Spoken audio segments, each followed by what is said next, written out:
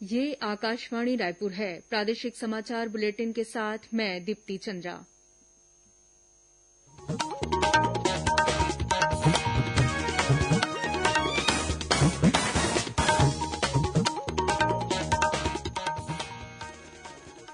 और अब पेश है आज के मुख्य समाचार। कोरोना संक्रमण के बढ़ते मामलों को देखते हुए रायपुर जिले में 9 अप्रैल की शाम 6 बजे से 19 अप्रैल की सुबह 6 बजे तक संपूर्ण लॉकडाउन लगाया जाएगा।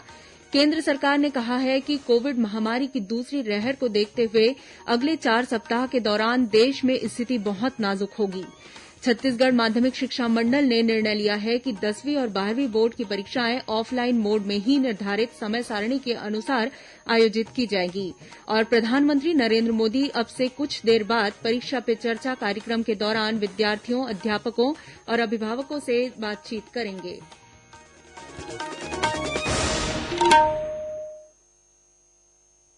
कोविड मरीजों की संख्या फिर से बढ़ रही है, इसीलिए सभी श्रोताओं से अपील है कि कोई भी कोताही न बरतें, सभी सुरक्षा उपायों का पालन करें और 45 वर्ष से ऊपर के सभी लोग बेहिचक टीका लगवाएं, सुरक्षित रहें और इन आसान उपायों का पालन करें।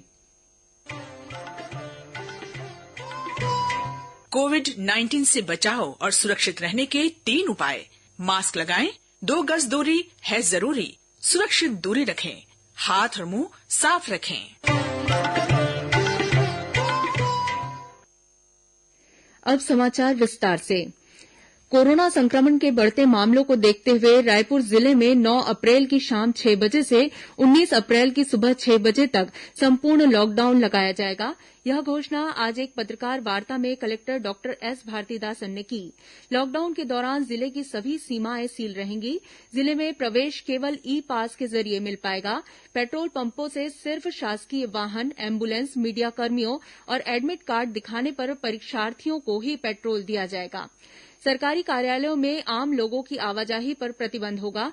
लॉकडाउन अवधि में बैंक, शैक्षणिक गतिविधियां बंद रहेंगी, जबकि एटीएम पूर्ववत संचालित रहेंगे। सभी प्रकार की सभा, जुलूस, सामाजिक, धार्मिक और राजनीतिक आयोजन पूर्णतः प्रतिबंधित रहेंगे। जिले में संचालित सभी शराब दुकानें बंद रहेंगी। इसके अलावा पर्यटन स्थल, शासकीय और निजी कार्यालय भी बंद रहेंगे। शासन के अनुमति प्राप्त परीक्षाओं को छोड़कर बाकी अन्य परीक्षाएं स्थगित रहेंगी। हालांकि कोविड संबंधित सारे कार्य जारी रहेंगे। घर घर जाकर दूध बांटने वाले विक्रेता और न्यूज पेपर हॉकर सुबह 6 से 8 बजे तक और शाम को 5 से 6:30 बजे के बीच अपना काम कर पाएंगे। लॉकडाउन के दौरान सब्जी और किराना दुकानें भी बंद रहेंगी। इन प्रतिबंधों से पेट्रोल पंपों, दवा दुकानों और रसोई गैस एजेंसी को छूट रहेगी। कलेक्टर ने लॉकडाउन के दौरान नागरिकों से सहयोग करने की अपील की है। उधर महासमुंद जिले में भी कोरोना के बढ़ते संक्रमण को देखते हुए नगरीय क्षेत्रों में दुकानों को सुबह 6 बजे से शाम 6 बजे तक ही खोलने की अनुमति रहेगी। रेस्टोरेंट, होटल और ढाबा समूह सुबह 6 से रात 8 बजे तक खुले रहेंगे। वहीं कबीरधाम जिले में कलेक्टर ने हाट बाजारों पर आगामी आदेश तक के लिए प्रतिबंध लगा दिया है। इस बीच छत्तीसगढ़ से मध्यप्रदेश के बीच यात्री बस सेवा के संचालन पर 15 अप्रैल तक के लिए रोक लगा दी गई है। मुख्यमंत्री भूपेश बघेल ने आज अपने निवास कार्यालय में राज्य में कोरोना संक्रमण की स्थिति और प्रबंधन को लेकर उच्च स्तरीय बैठक में समीक्षा की। उन्होंने कहा कि वर्तमान समय में कोरोना संक्रमण में तेजी आई है, जो चिंताजनक है। मुख्यमंत्री ने कहा है कि कोरोना संक्रमण की रोकथाम और मरीजों के इलाज के लिए फंड की कोई कमी नहीं होगी। इससे पहले मुख्यमंत्री ने अपने मंत्रिमंडलीय सहयोगियों के साथ कोरोना संक्रमण से उत्पन्न परिस्थितियों पर विभिन्न समाजों के प्रमुखों और सामाजिक संगठनों से चर्चा की। उन्होंने समाज के प्रमुखों से उपयोगी सुझाव भी मांगे।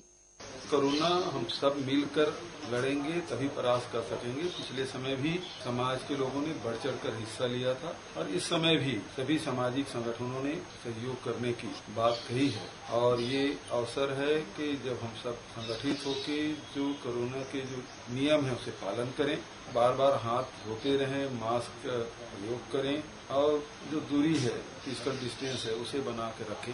बचाव में ही सुरक्षा हमारी है। हम सबको कड़ाई से पालन करना चाहिए और सबके सहयोग की मैं अपील करता हूं। सभी सामाजिक संगठनों ने कोरोना संकट से निपटने के लिए हर संभव सहायता उपलब्ध कराने का संकल्प दोहराया है।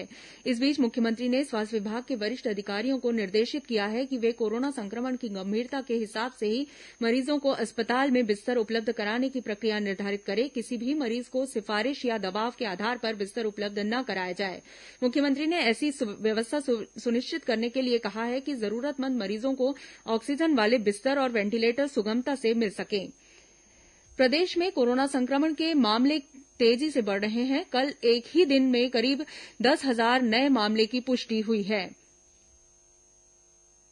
छत्तीसगढ़ में कल कोरोना संक्रमण से एक ही दिन में 53 लोगों की मृत्यु हो गई है। अब तक प्रदेश में कोरोना संक्रमण से 4,400 से अधिक लोगों की मृत्यु हो चुकी है। प्रदेश में वर्तमान में करीब 53,000 लोगों का इलाज अस्पताल या होम आइसोलेशन में चल रहा है। राज्य में अब तक कुल मिलाकर 3,86,000 से अधिक कोविड पॉजिटिव मरीज मिल चुके हैं। छत्तीसगढ़ में कोरोना संक्रमण का फैलाव इस खतरनाक स्तर पर पहुंच गया है कि रायपुर और दुर्ग जिले के अस्पतालों में मरीजों को बेड उपलब्ध नहीं हो पा रहे हैं। इसके साथ ही लोगों को टेस्ट करवाने के लिए भी घंटों लाइन में लगना पड़ रहा है। इस बीच राज्य में कोविड टीकाकरण अभियान भी जोर शोर से जारी है। कल प्रदेश में एक ही दिन में 1,73,000 से अधिक पात्र लोगों को कोविड वैक्सीन लगाई गई। विकल्प शुक्ला, आकाशवाणी समाचार, रायपुर।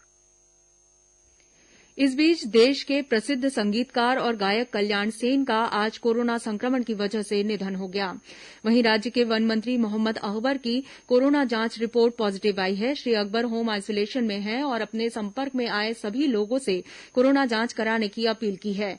इधर रायपुर पंजीयन कार्यालय में 7 कर्मचारियों की कोरोना जांच रिपोर्ट पॉजिटिव आने के बाद कार्यालय को 48 घंटे के लिए बंद कर दिया गया है। इस बीच पूर्व मुख्यमंत्री डॉक्टर रमन सिंह ने आरोप लगाया है कि राज्य सरकार कोरोना संकट से निपटने में असफल साबित हो रही है। उन्होंने कहा कि भारतीय जनता पार्टी इस मुद्दे को लेकर राज्यपाल को ज्ञापन सौंपेगी और कोरोना महामारी की वास्तविकता से रूबरू कराएगी। भारतीय जनता पार्टी इस पूरे विषय को लेकर आने वाले समय में न केवल ज्ञापन देंगे बल्कि गवर्नर से भी मिलकर महामहिम राज्यपाल को भी बताएंगे कि आज कोविड के लिए सरकार किस स्थिति में है और कैसे आज पूरा छत्तीसगढ़ परेशान है और नीचे स्तर में जो मदद हो सकता है डिस्ट्रिक्ट लेवल में भारतीय जनता पार्टी के विधायक, सांसद सब मिलके जो कोविड सेंटर है उसको कैसे हम आम आदमी के सहयोग से, नागरिकों के सहयोग से, एनजीओ के सहयोग से, विधायक, सांसद की और हमारे पदाधिकारियों की भूमिका क्या हो सकती है, इस विषय पे भी चर्चा हुई। इससे पहले डॉक्टर सिंह ने आज राजनांदगांव में बढ़ते कोरोना संक्रमण के मद्देनजर स्वयंसेवी संस्थाओं के सदस्यों से मुलाकात कर उनसे मदद की अपील की। केंद्र सरकार ने कहा है कि कोविड महामारी की दूसरी लहर को देखते हुए अगले 4 सप्ताह के दौरान देश में स्थिति बहुत नाजुक होगी। सरकार का मानना है कि संक्रमण के बढ़ते मामलों पर काबू पाने के लिए लोगों की भागीदारी बहुत महत्वपूर्ण है।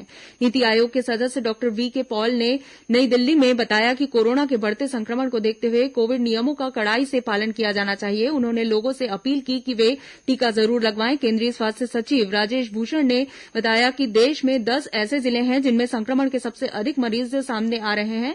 इनमें से 7 महाराष्ट्र और 1 कर्नाटक, छत्तीसगढ़ तथा दिल्ली में हैं। इस बीच केंद्रीय स्वास्थ्य मंत्री डॉक्टर हर्षवर्धन ने राज्यों को आश्वासन दिया है कि केंद्र सरकार उन्हें वैक्सीन की आपूर्ति करती रहेगी। उन्होंने राज्यों से आग्रह किया कि प्राथमिकता वाले समूहों को मिशन मोड में टीके लगाए जाएं। छत्तीसगढ़ माध्यमिक शिक्षा मंडल ने निर्णय लिया है कि 10वीं और 12वीं बोर्ड की परीक्षाएं ऑफलाइन मोड में ही निर्धारित समय सारणी के अनुसार आयोजित की जाएंगी। 10वीं की परीक्षाएं 15 अप्रैल से 1 मई तक और 12वीं की परीक्षाएं 3 मई से 24 मई तक आयोजित होंगी।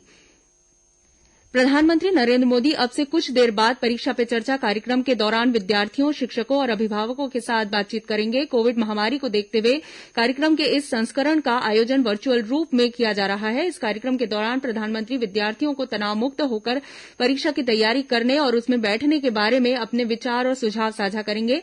एक ट्वीट में श्री मोदी ने कहा कि परीक्षा योद्धाओं, माता पिता और शिक्षकों के साथ नए फॉर्मेट में यादगार परिचर्चा होने की आशा है। उन्होंने आशा व्यक्त की कि इस दौरान कई दिलचस्प सवाल सामने आएंगे। केंद्रीय शिक्षा मंत्री रमेश पोखरियाल निशंक ने कहा कि परीक्षा पे चर्चा कार्यक्रम से विद्यार्थियों को परीक्षा के तनाव से मुक्त होने में मदद मिलेगी। केंद्रीय रिजर्व पुलिस बल सीआरपीएफ के महानिदेशक कुलदीप सिंह ने बीजापुर और सुकमा जिले की सीमा पर माओवादी हमले के मामले में खुफिया तंत्र की नाकामी की संभावना से इंकार किया है। आकाशवाणी समाचार की विशेष भेंट में उन्होंने बताया कि बल के जवानों ने माओवादियों को मुंहतोड़ जवाब दिया और बल को ज्यादा नुकसान होने से बचाया। उन्होंने कहा कि 4 घंटे तक चली गोलाबारी में माओवादियों को काफी नुकसान हुआ। अंत में मुख्य समाचार एक बार फिर। कोरोना संक्रमण के बढ़ते मामलों को देखते हुए रायपुर जिले में 9 अप्रैल की शाम 6 बजे से 19 अप्रैल की सुबह 6 बजे तक संपूर्ण लॉकडाउन लगाया जाएगा। केंद्र सरकार ने कहा है कि कोविड महामारी की दूसरी लहर को देखते हुए अगले 4 सप्ताह के दौरान देश में स्थिति बहुत नाजुक होगी। छत्तीसगढ़ माध्यमिक शिक्षा मंडल ने निर्णय लिया है कि 10वीं और 12वीं बोर्ड की परीक्षाएं ऑफलाइन मोड में ही निर्धारित समय सारणी के अनुसार आयोजित की जाएंगी। और प्रधानमंत्री नरेंद्र मोदी अब से कुछ देर बाद परीक्षा पे चर्चा कार्यक्रम के दौरान विद्यार्थियों, अध्यापकों और अभिभावकों से बातचीत करेंगे। इसी के साथ प्रादेशिक समाचार बुलेटिन समाप्त हुआ। नमस्कार।